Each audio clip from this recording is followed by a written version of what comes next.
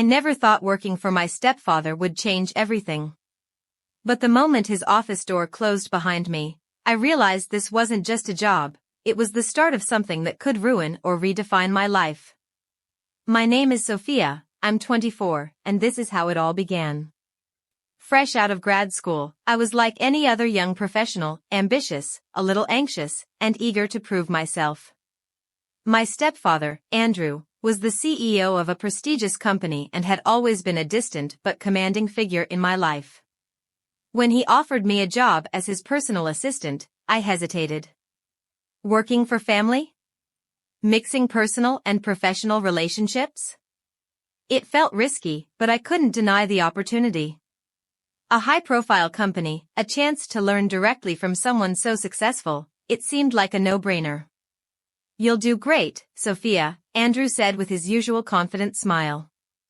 I wouldn't have asked if I didn't think you were capable. I agreed, thinking it would just be a stepping stone in my career.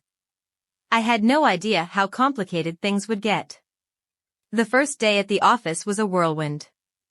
Andrew's company was sleek and modern, buzzing with energy. Everyone seemed to know exactly what they were doing, moving with a sense of purpose that was both inspiring and intimidating. When I entered Andrew's corner office, the view took my breath away, floor-to-ceiling windows overlooking the city skyline. He was standing by the window, phone in hand, exuding the same confidence that had always made him so magnetic. Welcome to the team, he said, flashing that familiar smile. Let's make this work, shall we? He handed me a sleek folder filled with schedules, contacts, and a list of tasks. Read this when you have time, but for now, stick close to me and observe. You'll catch on fast. I nodded, eager to prove myself. Got it. For the first few hours, everything felt normal. I organized his calendar, answered emails, and got a sense of the company's workflow. Andrew was professional, almost overly so, which put me at ease. But by the afternoon, I started noticing small things. His compliments, though polite, felt oddly personal. You have a sharp eye for detail, he said as I finalized a presentation. I knew you'd be good, but you're exceeding my expectations already. Thank you, I replied, trying to sound confident. You remind me of myself when I was your age, ambitious, driven. It's a rare combination, he added, his tone warm but lingering just a second too long. I smiled politely, unsure of how to respond. By the end of the day, the reality of the job began to sink in. It wasn't just the workload, it was Andrew himself. He was charming and magnetic, but there was something beneath the surface I couldn't quite place. When I got home, I tried to brush off my unease. It was just nerves, I told myself. A new job, a new environment. But deep down, I couldn't shake the feeling that this wasn't going to be as simple as I thought. The next few days blurred together, but the tension between Andrew and me grew more palpable. During meetings, I'd catch him watching me, his gaze lingering just a little too long. You're doing an incredible job, he said one morning, leaning against my desk. I'm glad I asked you to join us. I can't imagine anyone else fitting in so well. Thanks, I said, feeling a mix of pride and unease. His hand brushed mine as he handed me a folder, a small gesture that sent an unexpected jolt through me. I told myself it was nothing, but my heart betrayed me, pounding in my chest as I turned back to my work. Then, on Friday evening, as the office emptied out, Andrew appeared in my doorway. Still here? He asked, his voice lighter than usual. Just finishing up, I replied, glancing at the clock. He stepped inside, closing the door behind him. You're working hard. I appreciate that. Let's have a coffee in my office before you leave. I hesitated but nodded. Sure. In his office, the city lights glittered outside the windows, casting a soft glow across the room. Andrew handed me a cup of coffee and sat on the couch, motioning for me to join him. You've done a great job this week, he said, his tone sincere. I knew you'd be a quick learner, but you've exceeded my expectations. Thank you, I said, my cheeks flushing slightly. He leaned forward, his gaze steady. You're different, Sophia. Mature beyond your years.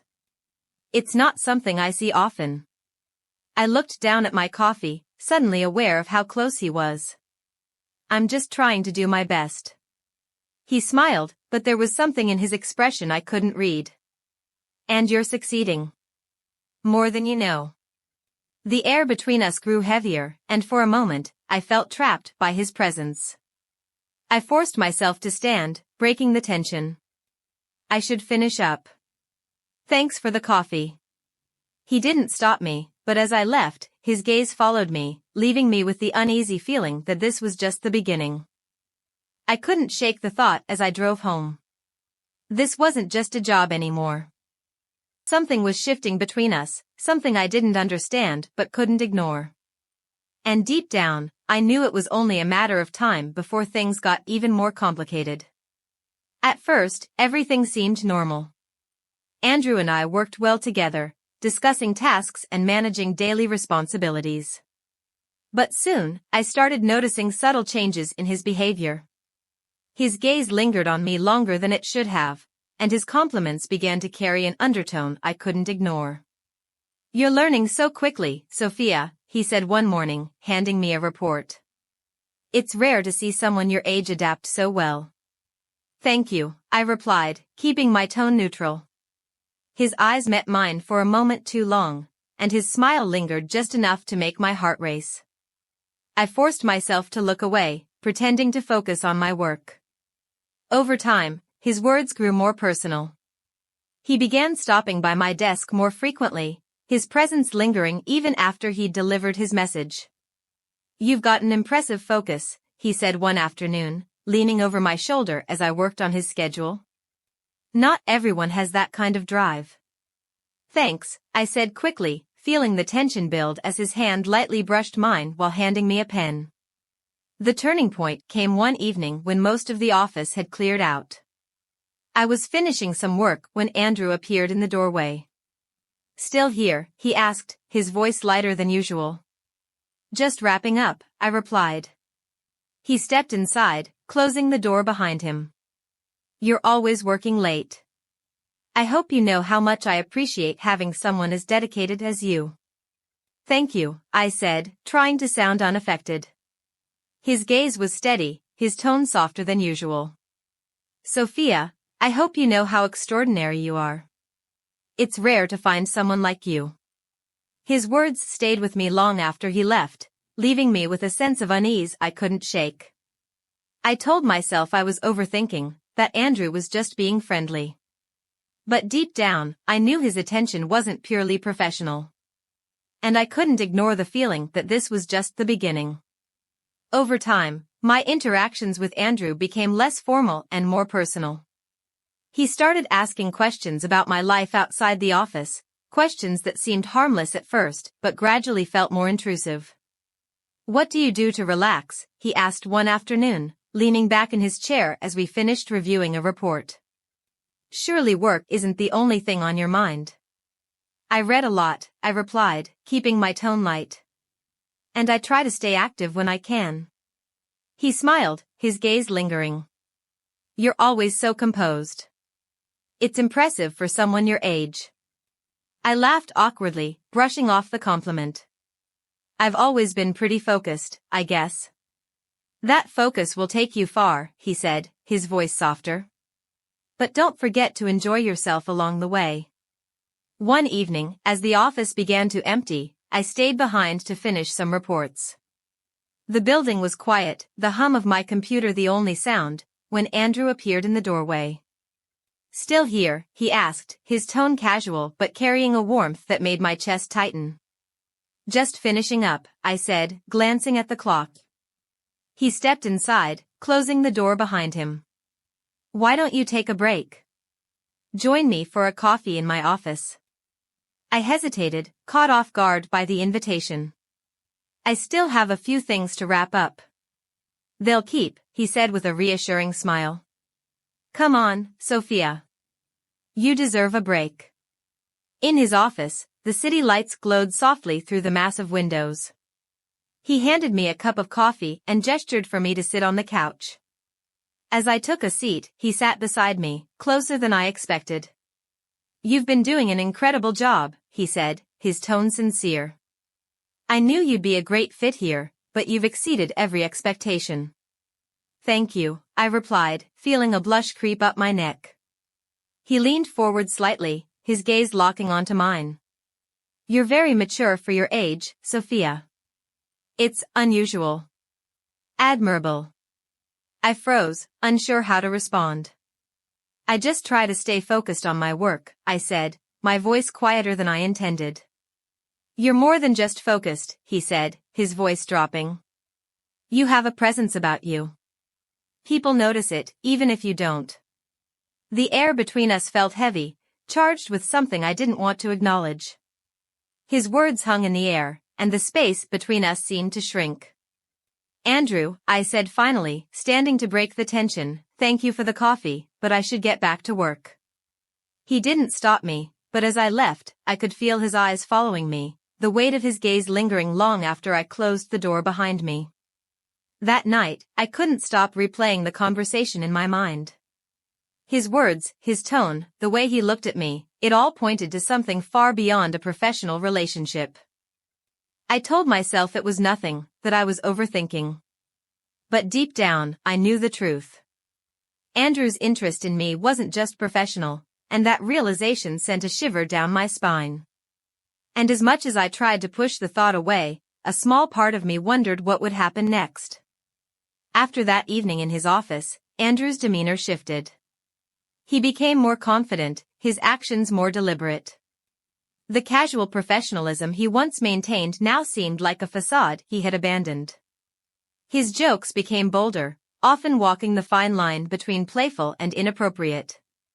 His presence, always commanding, now carried an undercurrent of something heavier, something unmistakable. One morning, as I handed him a file, his fingers lingered on mine a second too long. "You're getting good at this," he said, his smile warm but his gaze intense. "Maybe a little too good."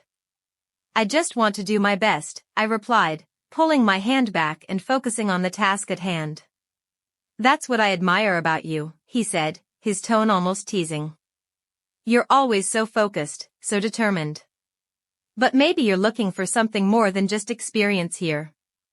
I froze, the weight of his words settling over me. "I'm just here to learn," I said, keeping my voice steady. His smile didn't falter. "Of course. But if you ever want more, all you have to do is ask." From that moment, I couldn't ignore the shift in our dynamic. His touch became more frequent, a hand brushing my shoulder as he walked by, fingers grazing my arm during conversations. Small, seemingly innocent gestures that left my skin tingling long after they happened. Once, as we worked late in his office, he leaned in closer than necessary, his voice dropping to a near whisper. "You're different from anyone I've worked with before, Sophia. There's something about you, something special." "Thank you," I said, my heart pounding. "Don't be modest," he said, his eyes locked on mine. "You know exactly what I mean." The provocations extended beyond words. During meetings, I'd catch his gaze lingering on me, his expression unreadable but intense. At lunches, he'd steer the conversation away from work, asking about my life, my dreams, my relationships. "You're not seeing anyone, are you?" he asked one afternoon, his tone casual but his question anything but. "No," I replied, startled by the directness. He nodded, a faint smile playing on his lips. "Good. Someone like you shouldn't settle. You deserve more." I didn't know how to respond, so I said nothing, focusing on the coffee cup in my hands.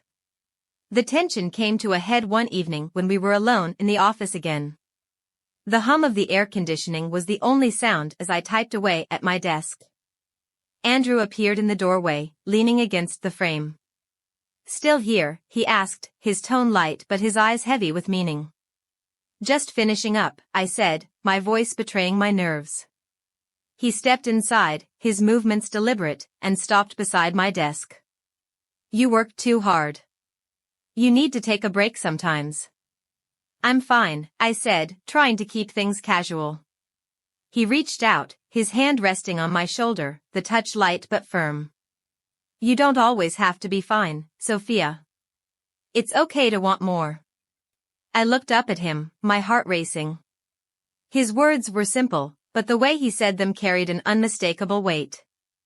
I couldn't deny the pull I felt toward him. It was dangerous, intoxicating, and utterly confusing. Andrew wasn't just my boss, he was my stepfather, someone I should have been able to trust. But the lines between us had blurred, and every interaction seemed to push us closer to the edge. I told myself it was wrong, that I needed to keep my distance. But as much as I tried, I couldn't stop wondering what would happen if one of us finally crossed the line. And the way he looked at me, the way he spoke to me, made it clear that it was only a matter of time. It was late, the kind of evening where the silence in the office felt deafening, broken only by the hum of my computer. The rest of the staff had left hours ago, and I was alone, trying to finish a report Andrew needed for the next morning. I heard the door open softly behind me, and my heart jumped. Turning in my chair, I saw Andrew step inside, his silhouette framed by the dim light from the hallway. He didn't say anything at first, just closed the door behind him with a quiet click and leaned against it, watching me. Working late again, he asked, his voice calm but carrying an edge I couldn't place. Just finishing up, I said, forcing a smile and gesturing at the document on my screen. He nodded, pushing off the door and walking toward my desk. His movements were slow, deliberate, as if he were deciding something in real time. We need to talk, he said, stopping just a few feet away from me. I turned my chair to face him, my pulse quickening. Is something wrong? No, he said, shaking his head. But there's something I've been meaning to say. Something I can't ignore anymore. The weight of his words hung in the air, and I felt a knot form in my stomach. My instincts screamed at me to get up, to leave, but my feet stayed planted on the floor. Andrew, if this is about work. It's not, he interrupted, his tone firm but not unkind. It's about us. I blinked, the knot in my stomach tightening. Us? He took another step closer, his presence filling the room. I know you felt it too, Sophia. This connection between us. It's not something I can just ignore. Andrew, I don't think. Don't, he said softly, cutting me off again. Don't pretend you don't feel it too. I was frozen, caught between the instinct to leave and the undeniable pull I felt toward him. My mind screamed that this was wrong, but my body betrayed me, remaining still as he closed the remaining distance between us. He reached out, his hand brushing against my cheek, his touch sending a jolt through me. You're incredible, Sophia, he said, his voice barely above a whisper. You have no idea what you mean to me. This isn't right, I said, my voice trembling. We can't. But we are, he said, leaning in closer. And you know it. The space between us disappeared, and before I could think, before I could stop it, his lips met mine. The kiss was soft at first, tentative, but quickly deepened as weeks of tension and unspoken desires erupted all at once. I didn't pull away. I didn't stop him. And in that moment, the world outside his office ceased to exist. When it was over, the reality of what had just happened crashed down on me like a wave. I sat on the edge of his desk, my breathing uneven, my mind racing. Andrew stood a few feet away, watching me with an expression I couldn't decipher, part satisfaction, part uncertainty. This changes everything, I said finally, my voice barely audible. It doesn't have to, he replied, his tone calm.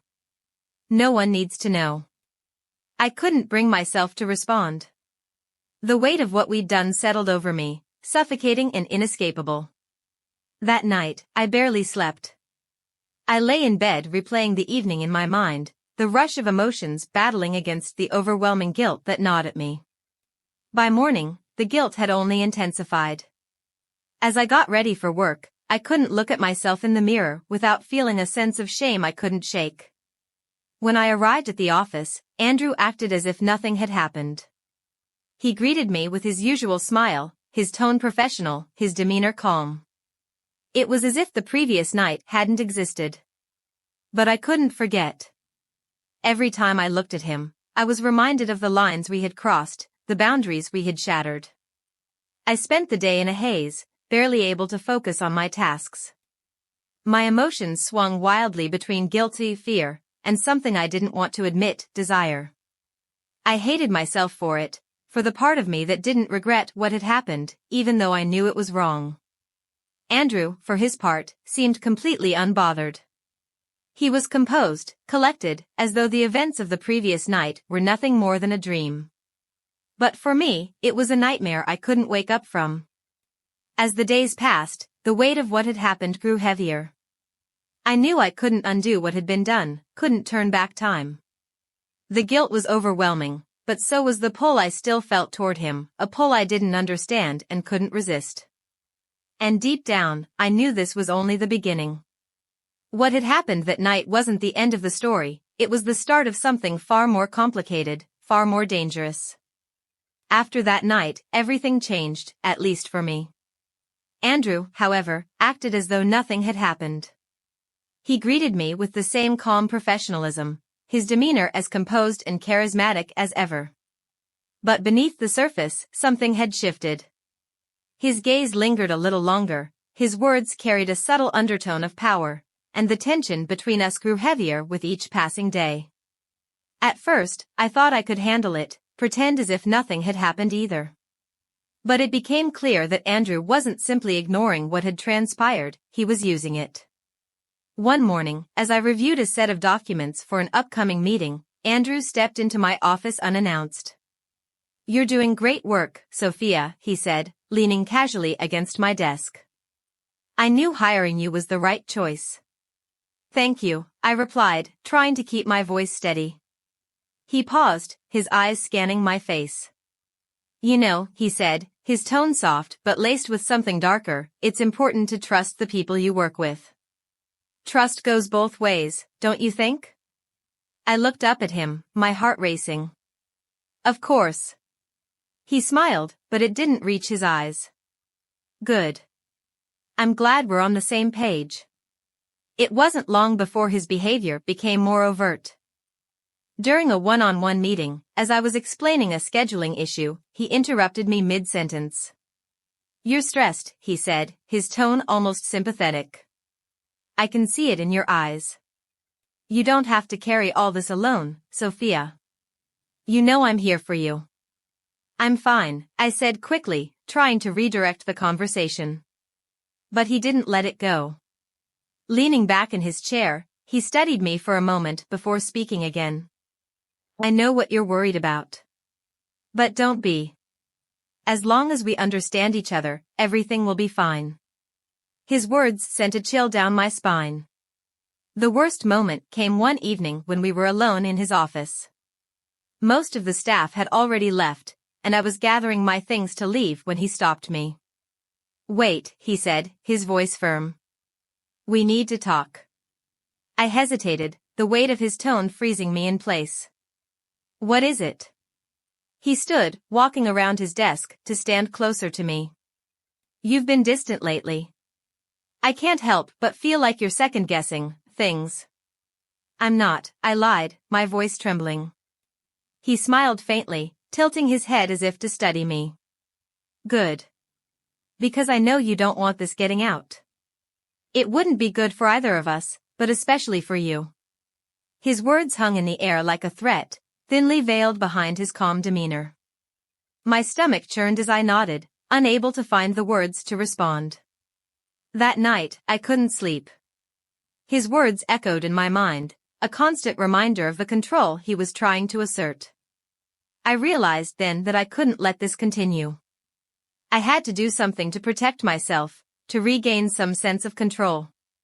The next day, I began taking precautions. I started saving every message he sent me, no matter how insignificant it seemed. When we spoke in private, I discreetly recorded our conversations, ensuring I had evidence of anything that might come back to haunt me. It felt paranoid, but I knew it was necessary. Andrew was careful, his words always carefully chosen, but there was a darkness in his actions that I couldn't ignore. Weeks passed, and the tension between us only grew. Every interaction felt like a chess match, each of us trying to stay one step ahead of the other. He continued to act as though everything was fine, but I could see the flicker of frustration in his eyes when I didn't respond the way he wanted. "You've been quiet lately," he said during a meeting, his tone light but pointed. "Just focused on work," I replied, keeping my expression neutral. "Good," he said, smiling faintly. "Focus is important. But don't forget who's in your corner." The implication was clear, and it only solidified my resolve. I knew I couldn't keep this up forever.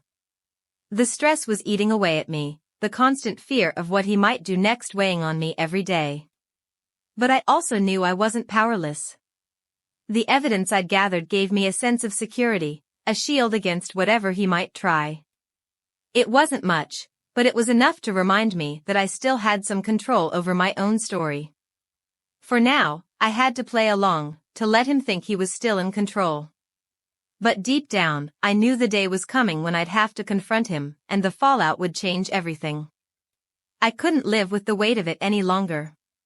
Every glance, every word from Andrew felt like a chain tightening around me. I knew he wouldn't stop, and pretending nothing had happened wasn't an option anymore. I had to take control. One morning, clutching the folder of evidence I'd gathered, messages, recordings, and notes, I walked into the boardroom. My hands trembled, but my resolve was firm. The directors sat around the table, their expressions curious and skeptical. Taking a deep breath, I began. "I have something important to bring to your attention. Andrew has been abusing his position to manipulate me, both professionally and personally." The room fell silent, the weight of my words sinking in. I placed the folder on the table and pushed it toward them. "These are the messages and recordings to back up my claims." I didn't want to believe it myself, but I can't stay silent any longer. The shock was immediate. The directors exchanged stunned glances, flipping through the evidence as the atmosphere grew heavier. Andrew was called into the room, his confident demeanor faltering when he saw me standing there. "What's going on?" he asked, his voice sharp. I didn't waver. "You know exactly what this is about, Andrew." He tried to deny it, to paint me as mistaken, overly sensitive, even vindictive. But the evidence spoke for itself. Every recording, every text was a blow to his carefully crafted image. The board deliberated for what felt like hours, but the decision was inevitable. Andrew's power was stripped away, his position dismantled in front of him. He left the building that day with nothing but his shattered reputation. I wish I could say I felt triumphant, but the aftermath wasn't that simple. The whispers started almost immediately, colleagues and outsiders speculating about what had really happened. Some people supported me, commending my courage, but others were quick to cast judgment, spreading rumors that painted me as an opportunist or worse. The weight of those rumors was suffocating, but I knew I'd done the right thing. Silence would have only allowed Andrew to continue his behavior unchecked, and that was something I couldn't accept. I made a mistake, but I found the strength to fix it. It wasn't easy, and it came at a cost, but I couldn't stay silent. Would you have done the same? Was I right to speak out, or should I have walked away? Let me know in the comments, what would you have done in my place? The screen fades to black, leaving one last lingering question. What would you do when faced with a choice between your career, your reputation, and your truth?